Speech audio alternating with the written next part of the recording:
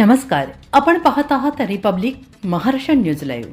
पाहुयात काही ठळक आणि महत्त्वाच्या घडामोडी. 12वीचे पेपर मुरुड येथील दोन्ही केंद्रांवर सुरळीत सुरू. 10 फेब्रुवारीपासून महाराष्ट्र राज्य माध्यमिक आणि उच्च माध्यमिक शिक्षण मंडळ लातूर विभाग लातूर विभागातून HSC बोर्ड 2026च्या परीक्षा सुरू झाल्या आहेत. लातूर विभागात परीक्षार्थी विद्यार्थी एकूण 36,511 असून लातूर जिल्ह्यातील 101 परीक्षा केंद्रावर परीक्षा घेण्यात येत आहे. काल मुरुड येथे समाज जागृती माध्यमिक आणि उच्च माध्यमिक विद्यालय येथे इंग्रजी विषयाचा पेपर झाला. 414 विद्यार्थ्यांनी पेपर दिला, तर जनता विद्या मंदिर मुरुड येथे 393 विद्यार्थ्यांनी पेपर दिला. यावेळी पहिला पेपर तोही इंग्रजी विषयाचा असल्याने विद्यार्थी पालक यांची गर्दी पाहायला मिळाली.